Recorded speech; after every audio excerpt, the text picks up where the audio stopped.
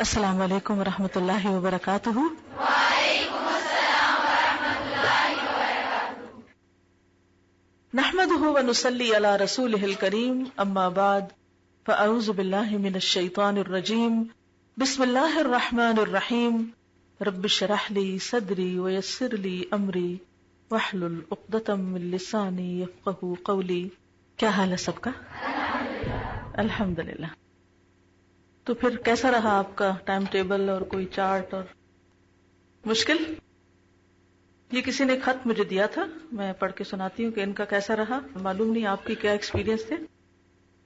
یہ لکھتی ہیں کہ استاذہ آپ نے جو ڈے پلانر کے بارے میں بتایا وہ میں نے بنایا، الحمدللہ اس سے مجھے اتنا فائدہ ہوا کہ نہ صرف مجھے معلوم ہوا کہ میرے پاس کتنا وقت ہے بلکہ وقت کا درست استعمال ہوا۔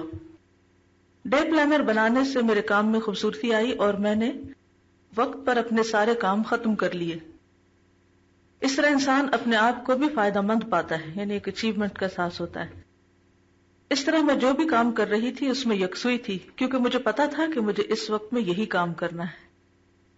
ورنہ کیا ہوتا ہے کہ جو کام کر رہے ہوتے تو ہم یا تو پچھلے کے اوپر غم کھا رہے ہوتے ہیں یا پھر اگلے کی پریشانی میں موجودہ کام خراب کرتے ہیں۔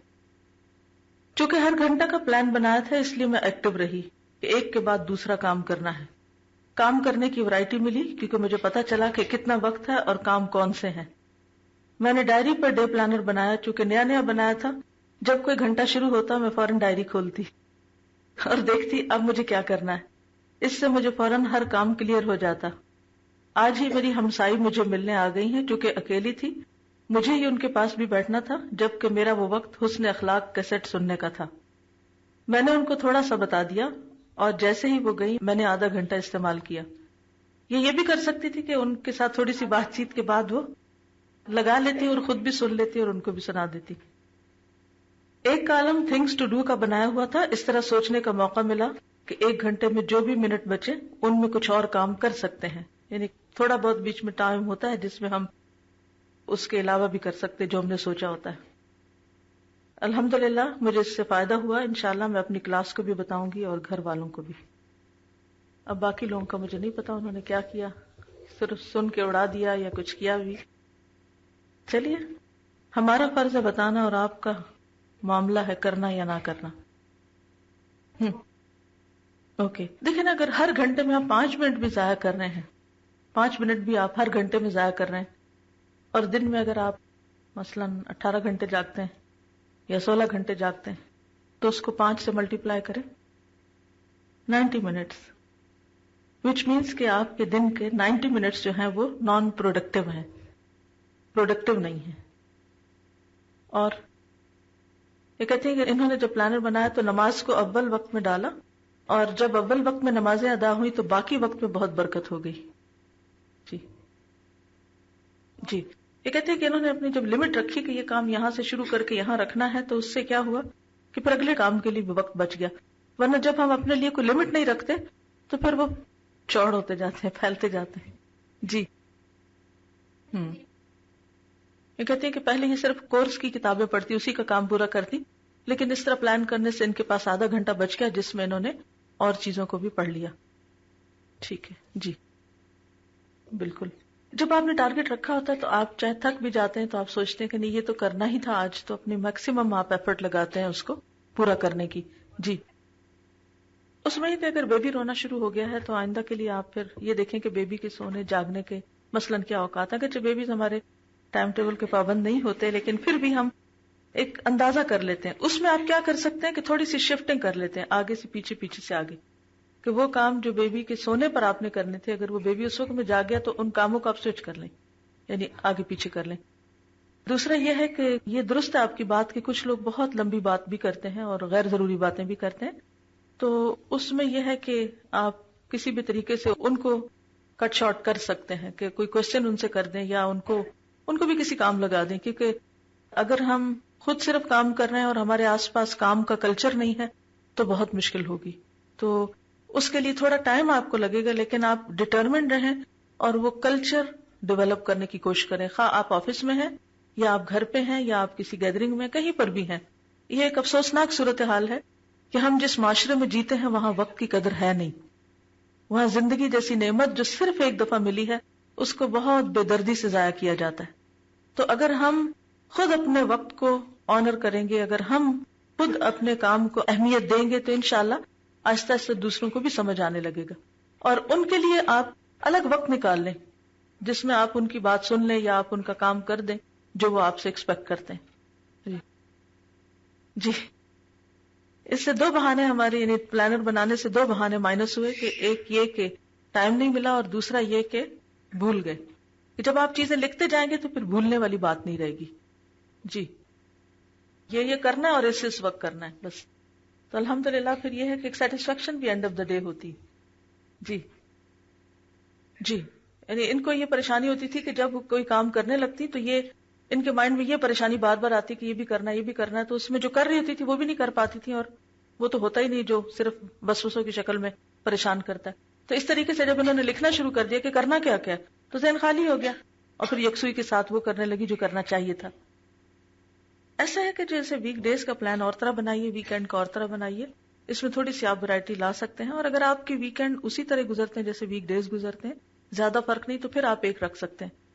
اب یہ ہے کہ بعض اوقات ایسی سچویشن ہوتی ہے، کہیں فوتگی ہو جاتی ہے، کہیں شادی ہوتی ہے، کوئی گیدرنگ ہوتی ہے کہ جس میں آپ اس اسکیڈول پہ نہیں چل سکتے جو آپ کا اپنا بنایا ہوا ہوتا ہے، تو ایک آلٹرنیٹ پلان رکھیے.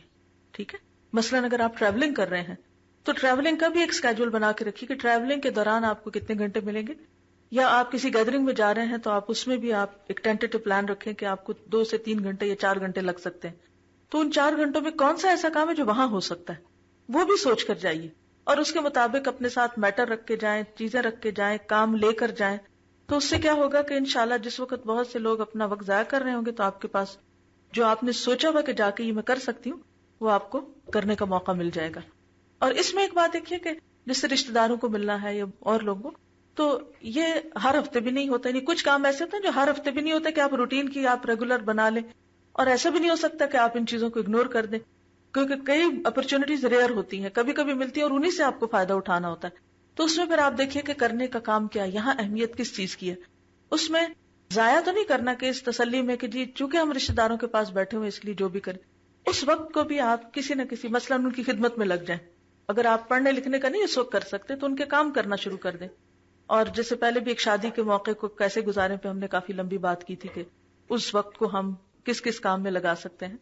تو اس میں آپ دیکھیں گے کہ یا سیکھنے والے بنے یا سکھانے والے بنے یا اللہ کا ذکر کرنے والے بنے، کیونکہ اس کے علاوہ باقی چیزیں جو ہیں ان میں خیر و بھلائی کمی ہے. تو آپ جیسے اگر کوئی اس موقع پر آپ کسی کو بیمار پاتے ہیں یا کسی کو پریشان پاتے ہیں یا کسی کو کسی اور مشکل میں پاتے ہیں تو آگے بڑھ کر ان سے پوچھیے اور ان کی مدد کیجیے، اور اس وقت بھی سوچیے. پھر اس میں آپ دیکھیے کہ ہمیشہ یہ سوچتے رہیں کہ جب میرے سارے پلان فیل ہو جائے تو ایٹ لیسٹ میں کیا کر سکتی ہوں. یعنی بہت سی سچویشنز ایسی بھی ہوتی ہیں، الحمدللہ بہت سے اوقات آپ کے موافق ہوتے ہیں. موافق اوقات کیا ہوتے ہیں کہ جس میں آپ اپنی مرضی کے مطابق اپنا کام کر سکتے ہیں، جو پلان کیا ہوتا ہے اس کو آپ چل سکتے ہیں. اور کچھ اوقات ایسے ہوتے ہیں جو آپ کے موافق نہیں ہوتے، اور یہ سارے امتحان ہوتے ہیں جن میں سے ہم سب گزرتے ہیں. تو اس میں موٹی موٹی چند باتیں آپ کہیں ضرور لکھ کر رکھیں کہ اگر ایسے اوقات آئیں تو پھر میں کیا کروں گی. مثلا اگر آپ بیمار ہو گئے، ایسی سچویشن ہوگی کہ جس میں آپ کچھ پڑھ نہیں سکتے یا آپ کچھ وہ نہیں کر سکتے، اسکول نہیں جا سکتے وغیرہ وغیرہ، تو وہ کون سی ایسی چیزیں ہیں کہ جن کو آپ اس وقت میں کر سکتے ہیں جب آپ کے پاس اچھا وقت ہو.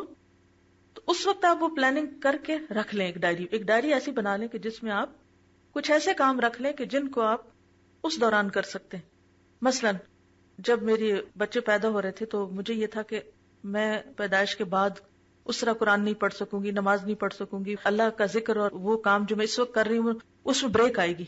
تو میں نے پہلے سے پلان کر کے رکھا ہوا تھا کہ اچھا میں ان دنوں میں اتنا قرآن سنوں گی یا اتنی کیسٹ سنوں گی، یا وہ کام جس میں کسی کی مدد کے بغیر میں اپنا آپ چلا سکتی. تو آپ بھی ایسی چیزیں کر سکتے ہیں کہ مثلا اس وقت میں آپ کیا سنیں گے. اسی طرح میں نے اپنے بچیوں کو بھی یہ سکھایا کہ بچے کی پیدائش کے بعد آپ میکسیمم قرآن سن سکتے ہیں، اپنے ساتھ ایسی چیزیں رکھ سکتے ہیں کہ آپ بس ایک بٹن دبانے کی دیر ہے. یا اگر آپ خود میں نہیں تو آپ کسی کو جو آپ کے ساتھ ہے مددگار انہیں کہہ سکتے ہیں کہ جب میری ایسی کنڈیشن ہو تو میرے پاس یہ کرے. اسی طرح جیسے آپ کسی ایسے کام میں لگ جاتے ہیں کہ جو آپ کو بہت سخت ناپسند ہے، تو اس وقت بھی آپ اپنے آپ کو کیسے کیسے تسلی دے سکتے ہیں، اپنے لیے نوٹس بنا کے رکھیں. یعنی شدید غم میں مجھے کیا کرنا ہے، فرسٹریشن میں کیا کرنا ہے، جب میرا موڈ ڈاؤن ہوتا ہے تو کیا کرنا ہے، جب لوگ مجھے تنگ کریں پریشان کریں تو مجھے کیا کرنا ہے. یعنی اپنے مزاج کو سمجھیے، اور آپ کو جن چیزوں سے فائدہ ہوتا ہے، جن کاموں سے آپ اپنے آپ کو سنبھال سکتے ہیں، وہ آپ سے زیادہ کوئی اور نہیں جانتا کہ آپ کسی سے مشورہ کرنے لگ جائیں. بہت سے لوگ کیا کرتے ہیں، جب ان پر کوئی مشکل آتی ہے تو ادھر بات کرتے ہیں، ادھر کرتے ہیں، ادھر کرتے ہیں. دوسرے کیا کر سکتے ہیں سوائے ترس کھانے کے یا افسوس کرنے کے. یہ زیادہ سے زیادہ کوئی بہت مخلص ہے تو آپ کے لیے سچے دل سے دعا کر دے گا. تو ایسی صورت میں پھر کیا کریں؟ انشاءاللہ آج بھی آگے ہم پڑھیں گے کہ کس طریقے سے ہم مختلف چیزیں جو ہمارے لیے نقصان دہ ہو سکتی ہیں ان سے ہم بچ سکتے ہیں. ٹھیک ہے، چلیے آگے چلتے ہیں تاکہ آپ صحیح طور پہ فائدہ اٹھا سکیں. فصل 56، قلب کی زندگی اور موت کے اسباب، یعنی دل کی زندگی اور موت. معاصی اور گناہوں کی ایک سزا یہ بھی ہے کہ یہ بندے کی دنیا اور اس کی آخرت کی ہلاکت کا مواد اور سامان جمع کر دیتے ہیں. کیونکہ گناہ قلب کی بیماری ہے، اور گناہ کا مرض زیادہ مستحکم اور پائیدار ہو جائے تو انسان کی موت یقینی ہو جاتی ہے. گناہ کیا کرتے ہیں انسان کے لیے؟ دنیا اور آخرت کی ہلاکت کا سامان جمع کر دیتے ہیں. یعنی ہر روز جب ہم گناہ کرتے رہتے ہیں تو وہ کیا ہوتا ہے، ایک آگ جمع کرتے رہتے ہیں اپنے لیے. کیونکہ گناہ قلب کی بیماری ہے، گناہ دل کی بیماری ہے، اور گناہ کا مرض زیادہ مستحکم اور پائیدار ہو جائے، یعنی انسان عادی ہو جائے گناہ کا، تو انسان کی موت یقینی ہو جاتی ہے. یعنی دل کی بیماری اگر خطرناک حد تک پہنچ جائے تو انسان مر جاتا ہے. اب دیکھیں کتنے زیادہ ہلاکتیں ہوتی ہیں کس سے؟ ہارٹ ڈیزیز سے. دراصل انسان کے جسم کی صحت اور سلامتی 3 چیزوں پر موقوف ہے، یعنی صحت کے 3 اسباب. اول، ایسی غذا استعمال کی جائے جو جسم کی قوتوں کی حفاظت کرے، آپ کو انرجی دے، جس سے آپ کی باڈی صحیح طور پر فنکشن کر سکے. دوم، جس مواد فاسدہ اور اخلاق ردیہ سے صحت خراب ہوتی ہے اس کا تنقیہ کیا جائے. مواد فاسدہ یعنی جسم کے اندر ٹاکسکس جمع ہو جاتے ہیں، زہریلے مادے جمع ہو جاتے ہیں. اب دیکھیے کہ ہماری شخصیت کے کئی پہلو. ایک ہمارا جسمانی پہلو ہے جو ہماری فزیکل باڈی ہے، اس سے متعلق ہے، جس میں ہماری بونز اینڈ فلیش آتا ہے، یعنی گوشت اور ہڈیاں آتی ہیں. دوسرا یہ ہے کہ ان گوشت اور ہڈیوں کے بیچ میں بھی کئی کنیکشنز ہیں، اور گوشت اور ہڈیوں کو کیا چیز سپورٹ کرتی؟ مسلز. پھر ان مسلز کو کیا چاہیے ہوتا ہے کام کرنے کے لیے؟ انرجی چاہیے تھی. انرجی کہاں سے ملتی ہے؟ پروٹین سے، فوڈ سے. اگر صحیح فوڈ ہوگی تو انرجی دے گی، اور اگر آپ غلط قسم کی ڈائٹ لے رہے ہیں تو کیا ہوگا؟ زہریلے مادے جسم میں پیدا ہو رہے. لہذا فزیکل باڈی کے اندر ایک اور بھی ہے بایو کیمیکل، جسے آپ کہہ سکتے ہیں باڈی کا آسپیکٹ.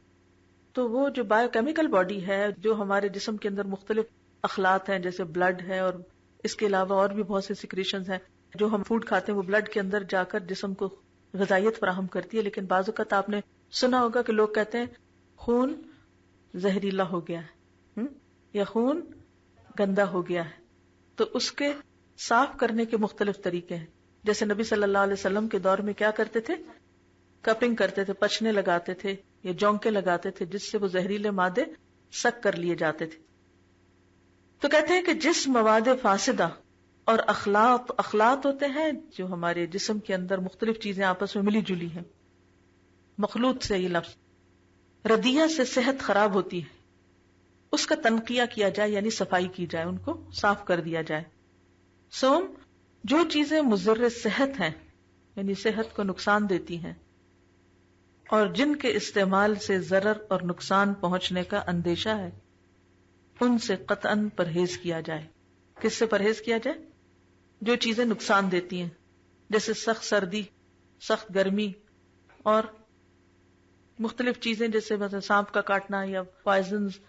جو بھی چیزیں آپ سب کو پتا ہے کہ کیا کیا چیزیں باڈی کو نقصان دیتی، تو ان سب سے بچنا لازم ہے. کچھ چیزوں کا لینا لازم ہے، ضروری ہے، کچھ چیزیں چھوڑنا لازم ہے، یعنی جو نقصان دہ ہے، اور کچھ چیزیں جو ہمارے اندر ایسی شامل ہو گئی ہیں اچھی چیزوں کے ساتھ ان کو صاف کرنا ضروری ہے. تو یہ 3 چیزیں 3 سٹیپس ہیں جسمانی صحت کے. جو حال جسم کا ہے وہی قلب کا ہے. قلب کی زندگی کے لیے ایمان اور یقین اور اعمال صالحہ کی غذا لازمی ہے. اسی سے قلب کی قوتوں کی حفاظت ہوتی ہے اور توبہ نصوح کے ذریعے مواد فاسدہ اور اخلاق ردیہ کا تنقیہ ہوتا ہے. صحت قلب کے لیے جن چیزوں سے پرہیز ضروری ہے اور جو امور صحت قلب کے منافی ہیں ان سے قطعی پرہیز لازمی ہے. کس سے لازمی ہے پرہیز؟ جو امور صحت قلب کے منافی ہیں، جن چیزوں سے دل بیمار ہوتا ہے.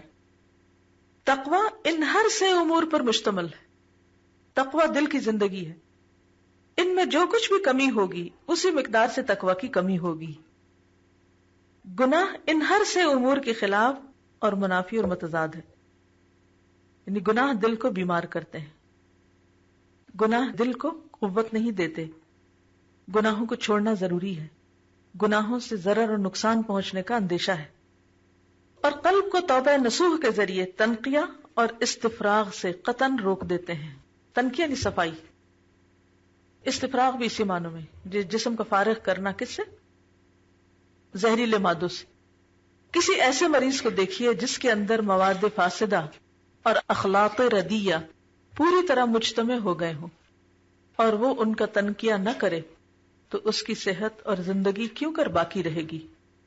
کسی شاعر نے کیا اچھا کہا ہے، جسمک بالحمیت احسنتہ مخافتا من الم طارئ وکان اولی بک ان تحتمی من المعاصی خشیت الباری. تو اپنے جسم کو پرہیز کے ذریعے محفوظ رکھ. تو اپنے جسم کو پرہیز کے ذریعے محفوظ رکھ. کس سے پرہیز؟ ایسی غذائیں کھانے سے جو آپ کو سوٹ نہیں کرتی، جن سے آپ الرجک ہیں. ہر انسان کو کچھ غذاؤں سے نقصان ہوتا ہے، فوراً بیمار ہو جاتا ہے. تو ان چیزوں سے بچنا ضروری ہے. اس ڈر سے کہ تجھ پر کوئی مرض حملہ کر دے، تیرے لیے بہتر یہ تھا کہ باری تعالیٰ کے خوف سے معاصی سے اجتناب و پرہیز کرتا. یعنی جس طرح تم ہر اس چیز سے بچتے ہو جو تمہاری صحت کے لیے نقصان دہ ہے، اسی طرح تم کس سے بچو؟ گناہوں سے بچو. جس آدمی نے اوامر الہیہ کی تعمیل اور اتباع اور نواہی و محرمات کے اجتناب کے ذریعے اپنی قوت کی حفاظت کی اور توبہ نصوح کے ذریعے اخلاق ردیہ اور مواد فاسدہ کا تنقیہ کر لیا تو وہ ہر طرح محفوظ ہو گیا. ہر خیر اور بھلائی بلا طلب اس کے لیے موجود ہے اور ہر شر و فساد سے فرار کے بغیر ہی دور اور محفوظ ہے. واللہ المستعان. عمومی طور پر لوگ صحت کو اتنی امپورٹنس نہیں دیتے جتنی کہ مال کو. مثلا ہوتا نا ایسے، بہت سے لوگ پیسہ کمانے کے چکر میں کس کو بھول جاتے ہیں؟ صحت کو.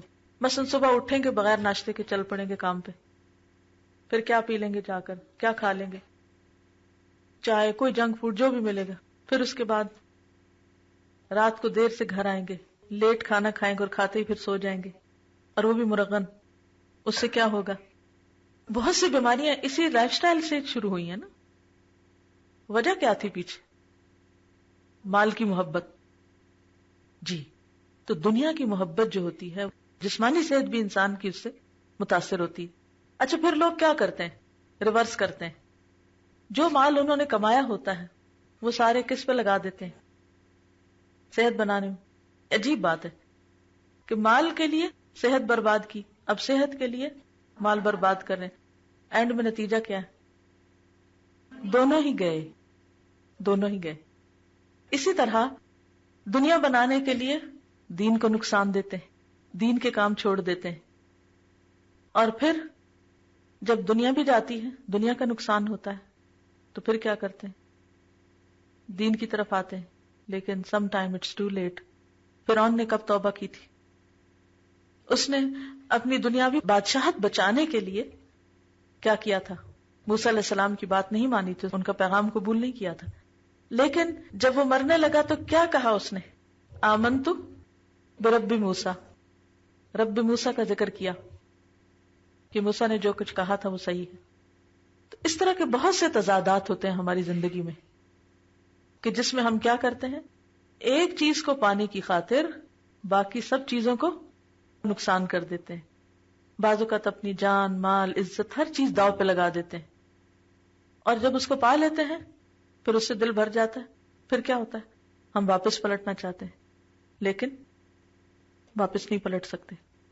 مثلا ہم یہ دیکھیں کہ جیسے ہم دین کا کام ہی کر رہے ہیں، ہم کہتے ہیں جی ہم اللہ کو راضی کر رہے ہیں، ہم قرآن پڑھ رہے ہیں، اس لیے ہم بھوکے بھی پڑھ لیں گے، حالانکہ کھانا رکھا ہوا ہے لیکن نہیں کھائیں گے، بغیر ناشتے کے آئیں گے. پھر کیا ہوگا، کلاس میں یکسوئی ہوگی؟ نہیں ہوگی جی. یا پھر اتنے بیمار ہو جائیں گے کہ چھٹیاں زیادہ کرنی پڑیں. اب جب چھٹیاں کرنی پڑیں گی تو وہ جو آپ پڑھ رہے تھے وہ سارا جائے گا. اب آپ اس پڑھنے کے لیے پھر کیا کریں گے؟ بہت سی چیزوں میں ہم یہی کچھ کر رہے ہوتے ہیں. تو یہ جو ترجیحات قائم کرنا ہے اور یہ سوچنا کہ کس وقت میں کیا اہم ہے، یہ بہت ضروری ہے. لیکن شیطان ہمیں عموماً بھلوائے رکھتا ہے، اس طرف سوچنے نہیں دیتا، توجہ نہیں کرنے دیتا. بہت سی چیزیں جن کو ہم ارجنٹ سمجھتے ہیں، ضروری سمجھتے ہیں، وہ واقعی ارجنٹ نہیں ہوتی. بعض اوقات جن چیزوں کو ہم بہت امپورٹنٹ سمجھتے ہیں کہ یہ چیز نہ ملی تو کیا ہو جائے گا، جان چلی جائے گی، حالانکہ کیا ہوتا ہے، جان نہیں نکلتی، اس نے اپنے وقت پر ہی نکلنا ہے. یہ صرف ہمارا خیال ہوتا ہے، اور وہ جو ہمارا دشمن ہے نا شیطان، وہ ایسے دھوکے میں ہم کو مبتلا کر دیتا ہے کہ جس کی وجہ سے ہم اہم ترین کو بھول جاتے ہیں، غیر اہم کو اہم بنا لیتے ہیں اور اہم کو پیچھے چھوڑ دیتے ہیں. حالانکہ ہمارے دین نے نمازوں کی شکل میں اور چیزوں کی شکل میں فرض، سنت، نفل، مباح، ان سب چیزوں کی ترتیب قائم کر دی. اور کچھ؟ جی فرمائیے. انجوائے نہیں کر سکتے، بالکل صحیح. یعنی ہم سب نے اپنی دنیا کی کامیابی کے کچھ سیلف میڈ پلانز بنائے ہوئے ہیں، کچھ کرائیٹیریا رکھے ہوئے ہیں کہ ایسا گھر ہونا چاہیے، ایک خوابوں کی جنت ہے، ایسی گاڑی ہونی چاہیے، ایسا لائف سٹائل ہونا چاہیے. بائی دا ٹائم وہ ہم اچیو کرتے ہیں تو کیا ہوتا ہے، اس کو انجوائے کرنے کے قابل نہیں رہتے یا خود وہاں سے چلے جاتے ہیں. خسرت دنیا والآخرہ. جی کہتے ہیں کہ انہوں نے ایک آرٹیکل پڑھا تھا کہ موت کے وقت انسان کو ہر وہ چیز بے وقت لگے گی، بے حیثیت لگے گی جس کی خاطر اس نے اللہ کو فراموش کر رکھا تھا، اللہ کی اطاعت نہیں کی تھی، اللہ کی بات کو پسے پش ڈالا ہوا تھا. تو میرے خیال ہے کہ یہ بڑا اچھا کرائیٹیریا ہو سکتا ہے اپنی ترجیحات طے کرنے کا، کہ موت کے وقت کون سی چیز میرے نزدیک سب سے زیادہ اہم ہوگی، کہ جس کو حاصل کرنے کے لیے، جس کو پانے کے لیے میں ہر دوسری چیز چھوڑنے کو راضی ہو جاؤں. اور حقیقت یہ ہے کہ وہی اہم ترین ہے. وہاں سے شروع کیجئے. من کان یرید العاجلۃ عجلنا لہ فیہا ما نشاء لمن نرید. حقیقت یہ ہے کہ ہم ایسے جی رہے ہیں، ہماری زندگی کا یا رہن سہن کا انداز ایسا ہے کہ جیسے ہم کبھی مریں گے ہی نہیں. لیکن آپ دیکھیں کہ کتنے ہی لوگ ایسے مر گئے کہ جیسے وہ کبھی دنیا میں آئے ہی نہ تھے. ان کے نزدیک جو کچھ اہم تھا وہ مرنے کے بعد باقی سب کے لیے غیر اہم ہو گیا. بعض اوقات ہم انسانوں کی خوشی میں اللہ کو ناراض کرتے ہیں، انسانوں کی خاطر اپنی آخرت برباد کرتے ہیں، ان کی خواہشات کے ٹولز بن جاتے ہیں. وہ ہمارے ذریعے اپنی خواہشات پوری کرنا چاہتے ہیں، ہمیں غلط کاموں میں استعمال کرنا چاہتے ہیں. اور جب ہم ان کو راضی کرتے ہوئے جیتے ہیں تو نتیجہ کیا ہوتا ہے، اللہ ناراض ہو جاتا ہے، نہ ادھر کے رہے نہ ادھر کے رہے. جی السلام علیکم. ایک انگلش بادشاہ تھا، تو اس کا ایک خزانچی تھا، اور وہ اس کے بہاف پہ نا لوگوں سے نا خراج وصول کیا کرتا تھا، اور جائز و ناجائز لوگوں کو مار کٹائی، ان کی جائیدادوں پہ قبضہ ایسا کر کے نا، تو اس نے اس کے خزانے بھر دیے تھے. تو اس کے بعد کیا ہوا کہ جب یہ پتہ نہیں ریولوشن ہوئی یا کیا ہوئی، اسی بادشاہ نے اسے جب جیل میں پھنکوایا نا، اور پھر وہاں پہ نا وہ سر نیچے جھکا کے نا اپنے موت کے قریب یہ بول رہا تھا کہ ہیڈ آئی سرو لارڈ، یعنی خدا کو اگر میں نے اس طرح سرو کیا ہوتا دا وے آئی سرو دا کنگ، تو I would not have suffered. یہ بہت سچی بات ہے. جن انسانوں کو راضی کرتے کرتے آپ اپنے آپ کو گنوا دیتے ہیں، جب وہ آپ کو چھوڑ جاتے ہیں تو پھر زندگی کی حقیقت سمجھ آتی. اس لیے ہماری پرائرٹی کیا ہونی چاہیے کہ ہر حال میں وہ کریں جس سے ہمارا رب راضی ہو. اور وہ نہ کریں کہ جس سے کبھی وہ ناراض ہو، کیونکہ اگر وہ راضی ہے تو سب ٹھیک ہے، اور اگر وہ ناراض ہے تو ہم نے کچھ بھی نہیں کمایا، کچھ بھی حاصل نہیں کیا. اس لیے لوگوں کی باتوں میں نہ آئے، لوگوں کے پھندے میں نہ آئے، لوگوں کے ٹول نہ بنے، آلہ کار نہ بنے، لوگوں کی خواہشات کی تکمیل کا ذریعہ نہ بنے. کیونکہ اینڈ آف دا ڈے آپ ہر انسان کو سیلفش پائیں گے کہ سب سے زیادہ اسے فکر اپنی ذات کی ہے، اپنے غم اور اپنے دکھ اور اپنی خواہشات. جی آج ہمارا جو لیسن تھا اس میں بھی یہی ٹاپک تھا، فاصبر علی ما یقولون وسبح بحمد ربک قبل طلوع الشمس وقبل غروبها ومن آناء الليل فسبح وأطراف النهار لعلك ترضى ولا تمدن عينيك إلى ما متعنا به أزواجا منهم زهرة الحياة الدنيا لنفتنهم فيه ورزق ربك خير وأبقى وأمر أهلك بالصلاة واصطبر عليها لا نسألك رزقا نحن نرزقك والعاقبة للتقوى. والعاقبۃ للتقوی، تو اصل خزانہ اللہ کا ڈر ہی ہے جو انسان کو ہر حال میں گناہوں سے بچنے کی تلقین کرتا رہتا ہے. پھر خواہشات غالب ہوں یا جذبات غالب ہوں یا کوئی اور انسان غالب ہو، پھر انسان حق پر جمع رہتا ہے. سبحانک اللہم وبحمدک نشہد ان لا الہ الا انت نستغفرک ونتوب الیک. السلام علیکم ورحمۃ اللہ وبرکاتہ.